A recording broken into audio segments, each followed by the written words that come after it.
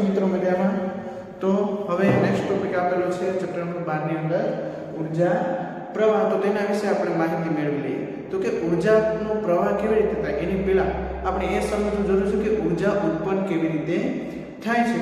તો તેના વિશે હું તમને માહિતી આપું. તો કે આપણે પૃથ્વી ઉપર જે વનસ્પતિઓ મુખ્ય વસવાટ કરે છે તેની અંદર આપણે સમજીએ તો કે મુખ્ય ઉત્પાદક કયો છે વનસ્પતિનો જે વસવાટ કરે છે તેના માટે સૂર્યપ્રકાશનો ઉપયોગ કરીને જ તે પોતાનો ખોરાક બનાવે છે. તો તેના વિશે આપણે માહિતી મેળવીએ. તો કે જે પૃથ્વી પર પ્રકાશ પડે છે તેમાં 50% ઇન્ફ્રારેડ રેડિયેશન છે, 42% દ્રશ્ય પ્રકાશ કે જે 400 નેનોમીટરથી 700 નેનોમીટરની વચ્ચે હોય છે અને 8% જેટલું અલ્ટ્રાવાયોલેટ રેડિયેશન ધરાવે છે, જે આને આપણે પ્રકાશ સક્રિય વિકિરણ ઊર્જા તરીકે પણ લઈ શકીએ. હવે આપણા ટેક્સ્ટબુકની અંદર ટોપિક આપેલો છે કે પૃથ્વી ઉપર જે નિવસન તંત્રો આવેલા છે કે જે દરેક નિવસન તંત્ર સિવાય બધાય નિવસન તંત્રો માટે મુખ્ય ઊર્જાનો સ્ત્રોત કયો છે? તો કે સૂર્ય છે કે જેના લીધે ઊર્જા ઉત્પન્ન થાય છે. તો એમાં લખીએ આપણે તો કે પૃથ્વી ઉપર આવેલા નિવસન તંત્રોમાં બરાબર પૃથ્વી ઉપર આવેલા બધા નિવસન તંત્રોમાં દરિયાઈ નિવસન તંત્ર સિવાય જે ઊંડાના વિસ્તારોમાં છે કે ત્યાં સૂર્યપ્રકાશ પહોંચતો નથી. બરાબર એટલે આથી દરિયાઈ વિસ્તાર નિવસન તંત્ર સિવાય બધા જ નિવસન તંત્રો માટે ઊર્જાનો સ્ત્રોત બરાબર સૂર્ય છે. તેમાંથી કયું? તો કે પ્રકાશ સંશ્લેષિત સક્રિય વિકિરણ ઊર્જાનો ઉપયોગ કરીએ છીએ. બરાબર જે દ્રશ્ય પ્રકાશને આપણે અહીંયા લઈશું પ્રકાશ સંશ્લેષિત સક્રિય વિકિરણ ઊર્જા. સમજાણું? આવી રીતે એના જે પૃથ્વી પર જે પ્રકાશ પડે છે તેનો ભાગ પડે છે તેમાંથી દ્રશ્ય પ્રકાશ છે આપણી દ્રષ્ટિ પ્રકાશની અંદર આવે છે તે ઊર્જાનો ઉપયોગ થાય છે. તો કે સૂર્ય વિકિરણ ઊર્જા તો કે એના જે 100% જેટલી માન કે આવે છે તો કે તેમાંથી 50% થી વધુ કેમાં વપરાય છે? તો કે વાયુઓ દ્વારા શોષણમાં, પાણીની વરાળ બનાવવામાં ઉપયોગી થાય, પછી વાદળા દ્વારા ફરીથી એનું પરાવર્તન થાય અને ધૂળના રચકણો દ્વારા પ્રકટ થાય કે જેના લીધે 50% થી પણ વધુ શું થાય ઊર્જાનો ઉપયોગ થાય છે. હવે પ્રકાશ સંશ્લેષિત સક્રિય વિકિરણ એટલે 50% કરતા ઓછી હોય છે એટલે કે જેનો ઉષ્મા સ્વરૂપે પણ વ્યય થાય છે. કેટલા 45 થી 49% જેટલો ઉષ્મા સ્વરૂપે પણ વ્યય થાય છે. તો કે પ્રકાશ સંશ્લેષણ સંગ્રહાય ઊર્જા બરાબર કેટલી હોય? તો કે 1 થી 5% જે વનસ્પતિનું શોષણ કરે છે બરાબર જીપી. મેં તમને આગળના લેક્ચરમાં સમજાવ્યું જીપીપી અને એટીપી વિશે. તો કે જીપીપી માં કેટલી ઊર્જા રહેલી છે? 1 થી 5% અને પ્રકાશ સંશ્લેષિત ઊર્જા કેટલી હોય તો 2 થી 10% જોવા મળે છે. ફરીથી તેનો જે આગળના પોષક સ્તર ઉપર જે થાય છે અથવા વનસ્પતિઓ શોષણ કરે છે તેની અંદર તો કે તેમાં 0.8 થી 4% જેટલો ઉષ્મા શોષણનો વ્યય થાય છે. તો કે એનટીપી આપણે કેટલું મળશે? 0.8 થી 4% અને સક્રિય વિકિરણ ઊર્જા કેટલી રહેલી હોય? 1.6 થી 8% જેટલી સક્રિય વિકિરણ ઊર્જા રહેલી હોય છે. આ બધા ઊર્જા બરાબર ઉષ્માગતિકીય શાસ્ત્રના જે તમે ભણેલા છો તેના નિયમોને આધીન હોય છે. તો કે તે નિયમો શું કહે છે? તો કે એ નિયમની અંદર આપણે ચર્ચા કરીએ તો કે એ નિયમો વિશે હું તમને લખાવું. અહીંયા બે નિયમો આવેલા છે બરાબર. કોના નિયમો? તો કે ઊર્જાનું રૂપાંતરના નિયમ જે આ આવેલો છે તો કે ઊર્જાના રૂપાંતરના નિયમ કોની અંદર? ઊર્જા ગતિ શાસ્ત્રની અંદર. ઊર્જા ગતિ શાસ્ત્ર બરાબર. હવે એનો પહેલો નિયમ શું કહે છે? તો કે ઊર્જા બરાબર ઊર્જા ઉત્પાદન કે તેનો નાશ શક્ય નથી, પરંતુ તે એક સ્તરેથી બીજા સ્તરે સ્થળાંતર થઈ શકે છે. બરાબર. તો કે ઊર્જાનું ઉત્પાદન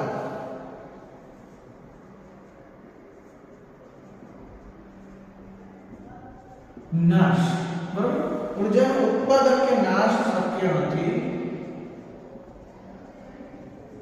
પરંતુ એક સ્વરૂપથી બીજા સ્વરૂપમાં સ્થળાંતરિત થઈ શકે છે, બરોબર.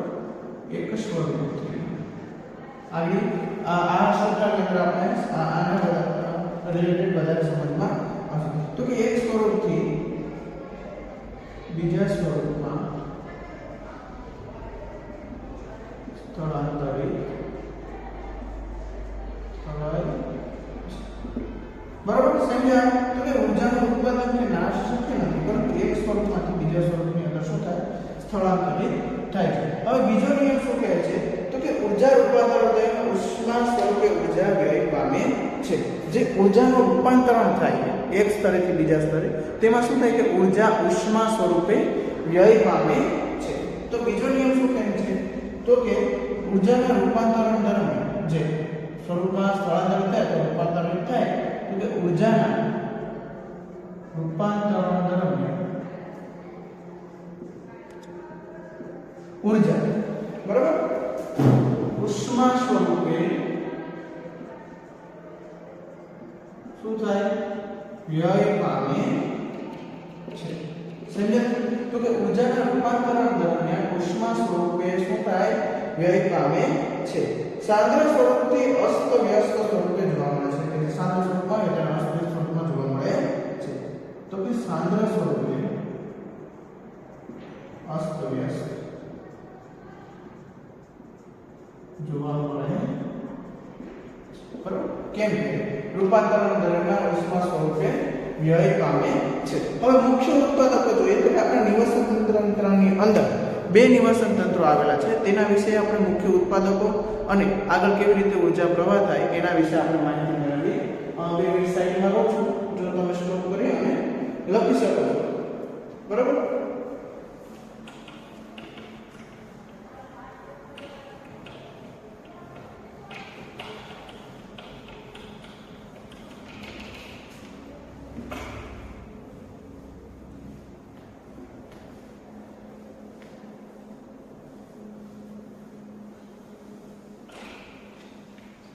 આપણે સમજીએ તો કે આપણે નિવસન તંત્રની અંદર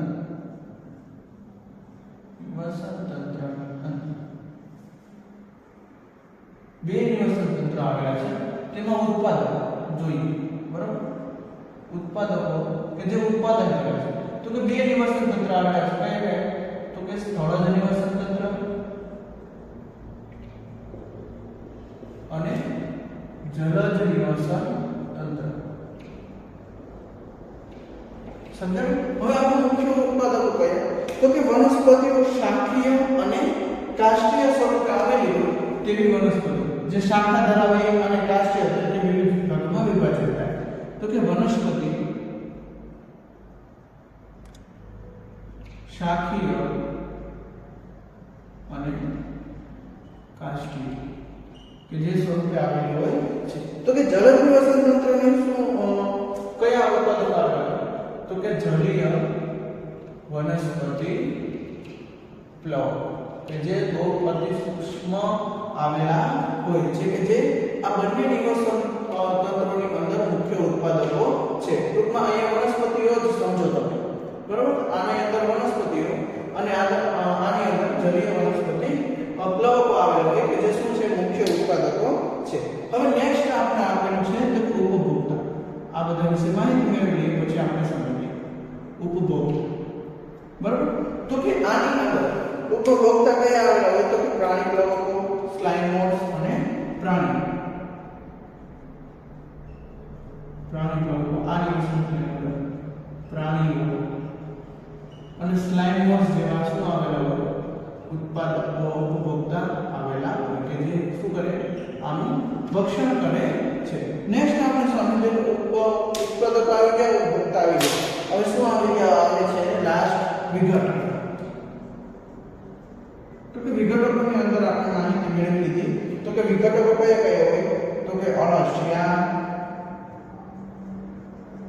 મશરૂમ, બધે જે વિઘટકનો ભાગ છે. બેક્ટેરિયા, ફૂગ, જે વિઘટકો આવેલા હોય નિવસન તંત્રની અંદર કે જે આ મુખ્ય આહાર જાળવવા માટે જરૂરી છે. હવે આહાર શૃંખલા નેક્સ્ટ ટોપિક આપેલો છે આપણી અંદર આહાર શૃંખલા. ઉત્પાદન કેવી રીતે છે એના વિશે માહિતી. હવે એનું સ્થળાંતર કેવી રીતે થાય તેના વિશે સમજીએ. તો કે એક આહાર શૃંખલા ટોપિક આખા એની અંદર આપેલો છે તેના વિશે સમજીએ. તો કે આહાર શૃંખલા, જે આહાર શૃંખલા ઊર્જાનું ઉત્પાદન આપણે જોઈ લીધું. હવે આહાર શૃંખલા વિશે સમજીએ. તો આહાર શૃંખલાની અંદર ચર્ચા કરીએ ત્યારે આપણે ખબર પડે તો કે જીવંત સજીવ રચનાઓ બનતો ઘટનાઓ કે જે ઉત્પાદનથી લઈ અને ઉપભોક્તા સુધી સ્થળાંતરિત થાય છે તે આહાર શૃંખલાની અંદર આવેલો છે અથવા આહાર શૃંખલા સાથે સંકળાયેલો છે. તો કે આહાર શૃંખલા કહેવાય તો કે ભક્ષ કે ઉત્પાદક, બરાબર. ભક્ષ એટલે કે ઉત્પાદકો અને ભક્ષકો કે જે આનું ભક્ષણ કરે છે, બરાબર. ભક્ષ એટલે કે અહીંયા ઉત્પાદકો લેવાનું છે અને ભક્ષકો કે સજીવો દ્વારા ખોરાક રૂપે ઉર્જાના વહનને શું કહેવાય? આહાર શૃંખલા કહેવામાં આવે છે. ભક્ષ અને ભક્ષકો જે સજીવો છે કે તેના દ્વારા જે ઉર્જાનું રૂપાંતરણ થાય છે તેને શું કહેવામાં આવે છે? આહાર શૃંખલા કહેવામાં આવે છે. તો કે ભક્ષ અને ભક્ષક સજીવો દ્વારા જે આહારનું સ્થળાંતરણ થાય છે તેના વિશે લખીએ આપણે. તો કે સજીવો દ્વારા ખોરાક સ્વરૂપે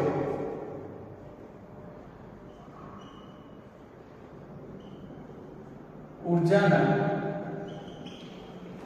વહનને આહાર શૃંખલા કહે છે, બરાબર.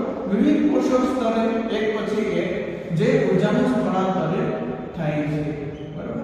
હવે પોષક સ્તરે વિવિધ પ્રકારની જાતિઓ જોવા મળે તો પણ છતાં તે જાતિઓનું પ્રતિનિધિત્વ અથવા તેનું વર્ણન કરતું નથી.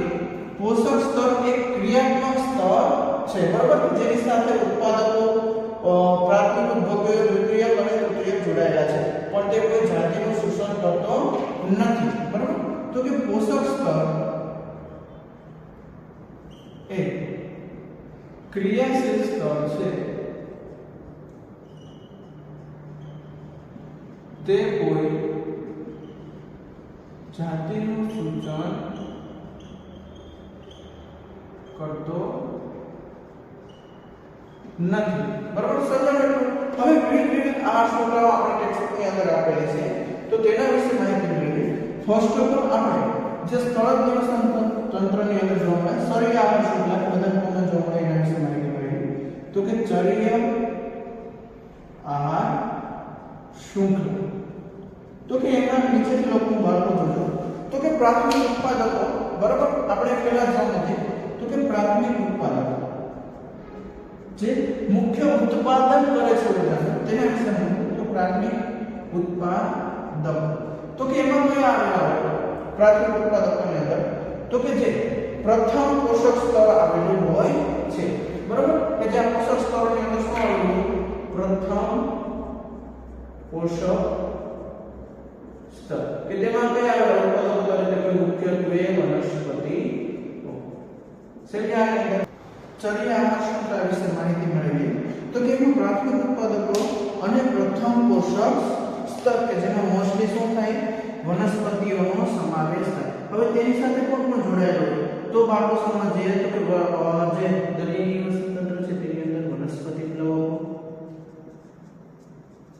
બરાબર, કે જે પાયાનું પ્રતિનિધિત્વ કરે છે અને દરિયાઈ નિવસનતંત્રની અંદર જળ નિવસનતંત્રની અંદર મુખ્ય ઉત્પાદકો છે. અને સ્થળીય નિવસનતંત્રની અંદર તો કે તૃણ અને વૃક્ષો, છોડ વૃક્ષ તૃણ જે શું થાય તો પ્રાથમિક ઉત્પાદકો પ્રથમ પોષક સ્તર, બરાબર, જે પોષક સ્તરે વિવિધ આગળ જે ઉર્જા વહન પામે છે તેનું પાયાનું પ્રતિનિધિત્વ અથવા પ્રથમ પોષક સ્તર છે. હવે એની ઉપર આપેલું છે પ્રથમ ઉપભોક્તા.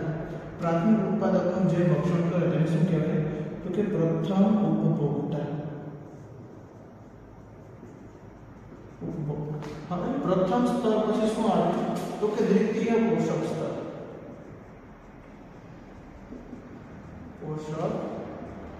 પ્રથમ પોષક સ્તર પછી દ્વિતીય પોષક સ્તર ટૂંકમાં આપણે લખ્યું કે અહીંયા તૃણાહારીઓ આવેલા હોય છે.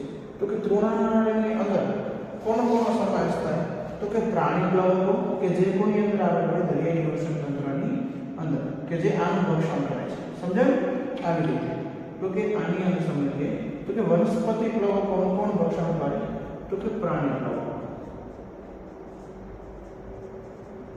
બરાબર. હવે તૃણ છે તેનું તૃણના તાંતણા હોય તો કે એને તિતિગોળો ભક્ષણ કરે તિતિગોળો. બરાબર. અને જે વૃક્ષ આવેલો એટલે કે સમસામયિક ગાય જેવા પ્રાણીઓ છે તે તેનું ભક્ષણ કરે છે. આ રીતે કયા સ્તર આવે? દ્વિતીય પોષક સ્તર. નેક્સ્ટ સમજીએ તો કે દ્વિતીય ઉપભોક્તા.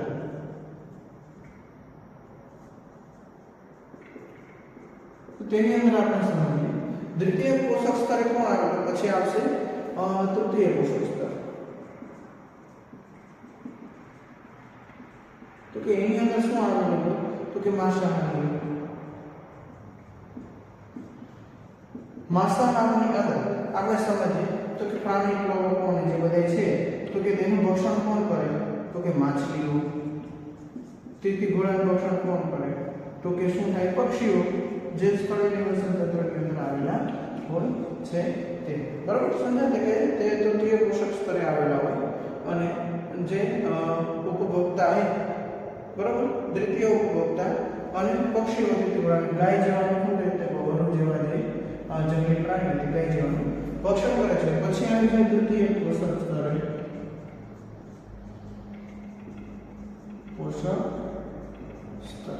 બરાબર. તૃતીય પોષક સ્તર એટલે તો કે આ તૃતીય પોષક સ્તર પછી આવે ચતુર્થ પોષક સ્તર કે જ્યાં ઉચ્ચ કક્ષાના માંસાહારીઓ જોડાયેલા હોય છે. તો કે કયા મનુષ્ય કે જે ઉચ્ચ કક્ષાના માંસાહારી પ્રાણી છે અને સિંહ. સમજાતું? આવી રીતે ચલી આહાર શૃંખલા. તો કે પ્રાથમિક ઉત્પાદકો બરાબર T1 T2 T3 અને T4 તો કે તૃતીય સ્તરે આવેલું અને આપણે લખીએ તો કે T1 T2 T3 અને T4 કે જે આહાર શૃંખલાનું પ્રતિનિધિત્વ કરે છે. આપણે સમજીએ તો પ્રાથમિક ઉત્પાદકોનું સેવન કરે પ્રથમ ઉપભોક્તાનું સેવન કરે દ્વિતીય અને એના પછી તૃતીય. તો કે એને શું કહેવાય? આપણે આવી રીતે ગણીએ તો કે વનસ્પતિઓને તૃણાહારી ખાય, તૃણાહારીઓને માંસાહારી ખાય, માંસાહારી કોણ ખાય? ઉચ્ચ કક્ષાના માંસાહારી એટલે ચતુર્થ પોષક સ્તરે આવેલા. તો કે આમાં પાછું સમજીએ વનસ્પતિઓ તો અન્ય પોષક. તો કે વનસ્પતિ પ્લવકો છે કે જે દરિયાઈ નિવસન તંત્ર અંદર મુખ્ય ઉત્પાદકો છે તો કે તેનું સમાવેશ કોણ કરે? તો કે પ્રાણી પ્લવકો તૃણ જે નાના તાંતણા આવેલા હોય ઘાસના તેની અંદર તિતિગોળ સેવન કરે, વૃક્ષો અને ગાય ખાય.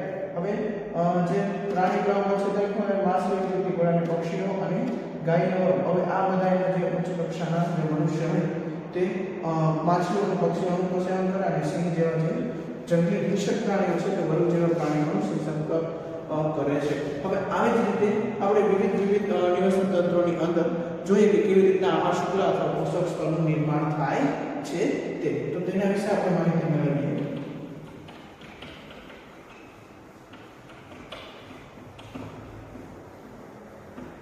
બરાબર. ખૂબ યાદ રાખવું જરૂરી છે. MCQ માટે ખૂબ જ આઈએમપી ટોપિક છે. બરાબર. તેના વિશે હું તમને માહિતી આપું. તો તેમાં સૌપ્રથમ એક ક્વેશ્ચન આપેલો છે. બરાબર. પોષક સ્તર વિશે સમજાય તો કે ક્વેશ્ચન તો કે મનુષ્ય દહીં ખાય છે ત્યારે તે કયા પોષક સ્તરે આવે? ક્યારેક પૂછાય, આપણે નીટની અંદર પૂછાય, ગુજકેટની અંદર પૂછાય તો એમાં હું તમને શીખવાડવા આવી રીતે જવાબ પોષક સ્તરે આવે. બરાબર. જે ટેક્સ્ટની અંદર આપેલું છે આપણે સમજીએ તો કે દહીં. બરાબર. દહીં જે છે તે વનસ્પતિઓ ને કોણ થાય? તો કે પાલતુ પ્રાણીઓ. હવે પાલતુ પ્રાણીઓ દૂધ આપે અને દૂધમાંથી શું બને? દહીં. હવે દહીં કોણ ખાય? મનુષ્ય. બરાબર. આથી તે કહે તો કે T1 છે તે ઉત્પાદકતા છે. પછી T2 સ્તરે કોણ આવે છે? તો કે પાલતુ પ્રાણીઓ અને T3 સ્તરે કોણ આવે છે? મનુષ્ય. કેમ કે વનસ્પતિઓને જ્યારે પાલતુ પ્રાણીઓ ખાય ત્યારે તે દૂધ આપે, દૂધમાંથી શું બને? દહીં બને બાળકો. હવે ત્યારે મનુષ્ય તેનું સેવન કરે. આથી મનુષ્ય કયા સ્તરે આવેલો? T3 સ્તરે આવેલો છે. બરાબર? એસિડ માટે ખૂબ જ ધ્યાન. હવે સ્થળ નિવસન તંત્રની અંદર આપણે વાત કરીએ કે ઉર્જાના કયા સ્તરે અને કેવી રીતે એનું વહન થાય છે. તો કે સ્થળ નિવસન તંત્ર. બરાબર? એની અંદર આપણે સમજીએ તો કે સ્થળ નિવસન તંત્રની અંદર મુખ્ય શું આવેલું હોય? ઘાસ. હવે ઘાસને કોણ ખાય? તિતિલ ઘોડો. બરાબર? ઘાસને કોણ ખાય? તિતિલ ઘોડો. બરાબર છે? નાના નાના તાતણા આવે એને તિતિલ ઘોડો ખાય. હવે તિતિલ ઘોડોને કોણ ખાય? દેડકો. દેડકાને કોણ ખાય? તો કે સાપ. સાપને કોણ ખાય? તો કે ગીધ. બરાબર? ઉત્પાદકો પછી આ પ્રથમ, દ્વિતીય, તૃતીય અને ચતુર્થ. બરાબર? એવી રીતે આપણે જોઈએ તો કે T1 ઉત્પાદકો આવેલા, T2 સ્તરે કોણ જોવા મળે? તિતિલ ઘોડો. T3 સ્તરે દેડકો, T4 સ્તરે સાપ અને T5 સ્તરે કોણ જોવા મળે? ગીધ જેવા હિંસક પક્ષીઓ જોવા મળે છે. તો કે ઘાસનું સેવન કોણ કરે? તિતિલ ઘોડો. તિતિલ ઘોડાનું સેવન દેડકો કરે. દેડકાને કોણ ખાય? સાપ. અને સાપને જે ગીધ ખાય છે. આથી તે 5મા સ્તરે જોવા મળે છે. બરાબર? હવે કેટલીક કીટભક્ષી વનસ્પતિઓ હોય તે એના ગ્રીન ભાગ હોવાથી અમુક કીટભક્ષી વનસ્પતિ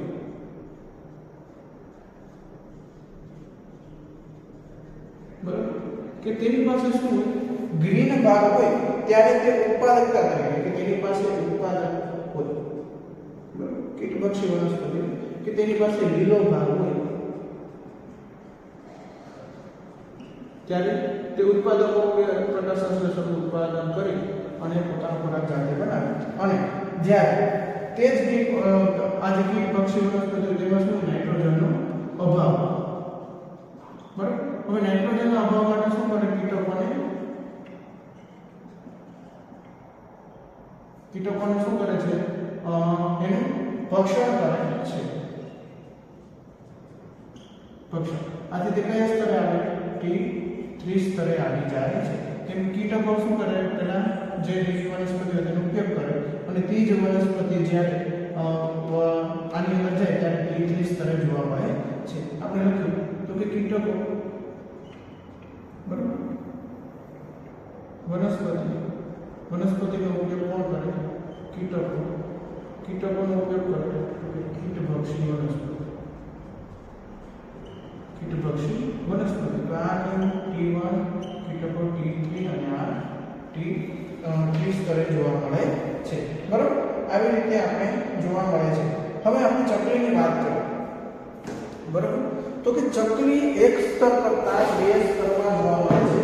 આ પ્રાણીઓ પણ આ જે વનસ્પતિ છે તો એક સ્તર કરતા વધારે સ્તરમાં જોવા મળે છે. હવે આપણે ચકલી વિશે વાત કરીએ. બરાબર? તો ચકલી જ્યારે દાણા ખાય છે, બરાબર?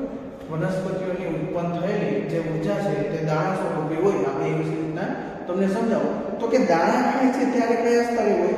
તો કે T2 લેવલ. બરાબર? T2 level. પણ જ્યારે કીટકો ખાય છે ત્યારે કયા સ્તરે હોય? T3 સ્તરે જોવા મળે. T3 પોષક સ્તરે જોવા મળે છે. બરાબર? કેમ કે આમાં અહીંયા લાઈનમાં લખું તમને જુઓ તો કે વનસ્પતિ અને પછી ડાયરેક્ટ એનું ઉત્પાદન થયું તો કે ચકલી. બરાબર? તો કે આ T1 ને આ T2.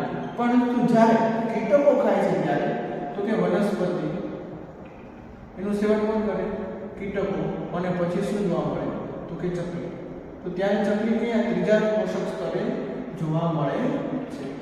સમજાવવામાં આવી રીતે ત્રીજા પોષક સ્તરે જોવા મળે છે. હવે આપણે આગળ વાત કરીએ તો કે મૃત અવશેષી આહાર શૃંખલા.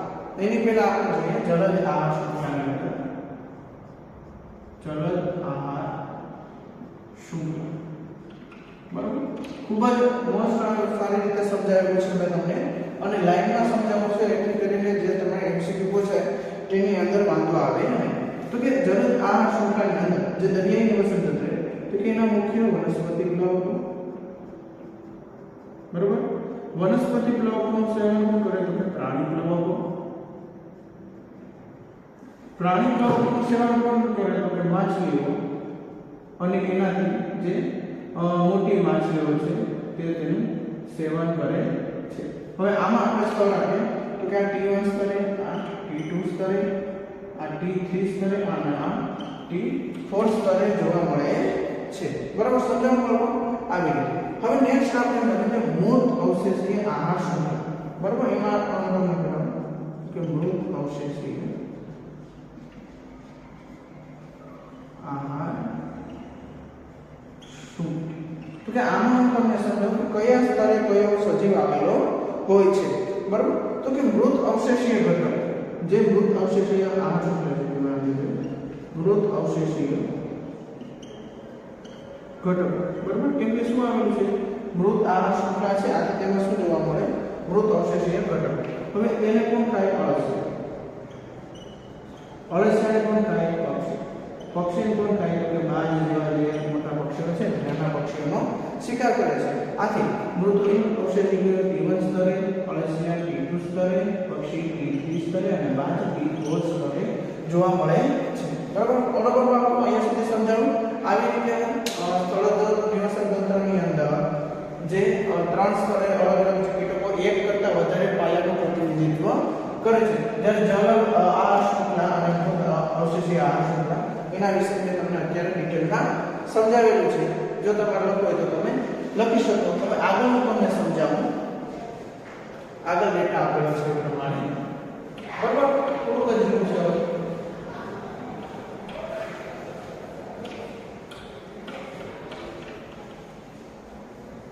તો કે જે સ્થળજ નિવસન તંત્ર આહાર શૃંખલા છે તેના ઉર્જાના વહન માટે શું જરૂરી છે? મુખ્ય શું છે? સ્થળજ આહાર શૃંખલામાં ઉર્જાના વહન માટે મુખ્ય આહાર શૃંખલા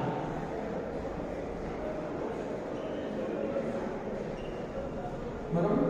મુખ્ય આહાર શૃંખલામાં છે કે મૃત અવશેષીય આહાર શૃંખલા કે જે મૃત ઘટકોને પાછો ડિગ્રેડ કરે અને ફરીથી તેનો ઉપયોગ કરવામાં આવે છે. તો કે મૃત અવશેષી આહાર શૃંખલા અહીં શીખવાનું છે તો આપણે ધ્યાન આપવું.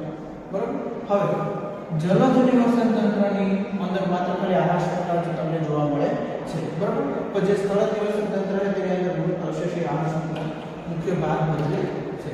જલજ આહાર શૃંખલાની અંદર ઉર્જાના વહન માટે મુખ્ય આહાર શૃંખલા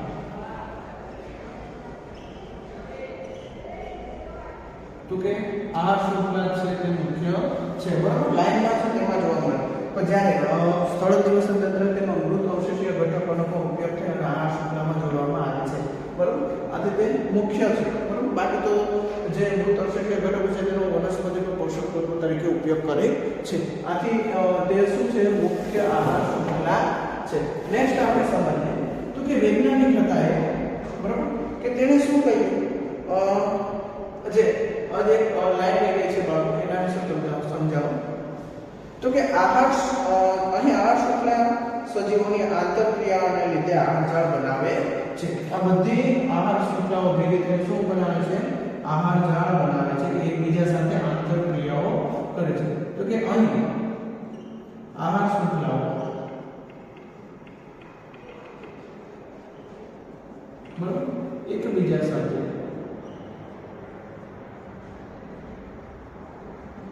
આંતરક્રિયા કરી શું બનાવે છે? આહાર જાળ બનાવે. બરાબર, હવે એક વૈજ્ઞાનિક હતા, અહીંયા સુધી સમજાયું બાળકો. નેક્સ્ટ આપણે સમજીએ તો કે તેણે શું આપ્યું કે 10% એનર્જી ટ્રાન્સફર, 10% ઉર્જા સ્થળાંતર. બરાબર, એણે આ સાબિત કર્યું. તો કે કોણ હતા વૈજ્ઞાનિક? તો કે 1942 માં લિન્ડમેન. બરાબર, કે તેણે શું કર્યું? તો કે એક સ્થળે પોષક સ્તરેથી બીજા પોષક સ્તરે જ્યારે ઉર્જા સ્થળાંતરિત થાય છે ત્યારે 10% જેટલી સ્થળાંતરિત થાય છે. કેવી રીતે? તો કે હું અહીંયા તમને સમજાવું. તો કે મેક્સિમમ કેટલા પોષક સ્તર હોય આપણે જોઈએ તો કે 5 થી 3 બરાબર 3 થી 5 પોષક સ્તર જોવા મળે છે તો કે એમાં ઊર્જાનું સ્થાનાંતર કેવી રીતે થાય તો કે ઉત્પાદકો છે જાણે બરાબર મુખ્ય તો ઉત્પાદકો પાયા તો કે તેને શું કર્યું તો કે એ 10000 કેલરી જેટલું ઉત્પાદન કર્યું બરાબર 10000 કેલરી જેટલું ઉત્પાદન કર્યું હવે તેની ઉપર શું આધાર રાખે તો કે ઉપભોક્તામાં બરાબર તો એની અંદર અહીંયા 10% જેટલું જ સ્થાનાંતર ઊર્જાનું થયેલું છે તો કે 10% એટલે કેટલું કે 1000 સમજાયું 10% જેટલું સ્થાનાંતર થયેલું છે હવે 1000 નું 10% ક્યાં સ્થાનાંતર થાય તો કે ઉપભોક્તા બિલ બરાબર તો કે તેને શું કહ્યું 10% આપ્યું તો કે શું કેલરી બરાબર હવે ઉપભોક્તા 4 આવ્યું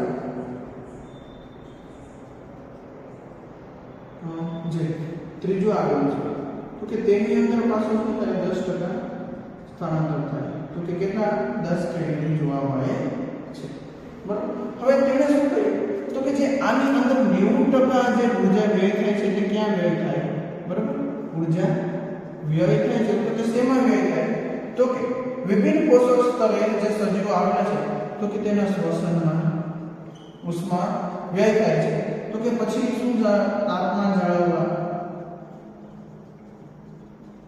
બરાબર શ્વસનમાં જે ઊર્જાનો ઉપયોગ થાય છે પછી તાપમાન જાળવવા ની પ્રક્રિયાની અંદર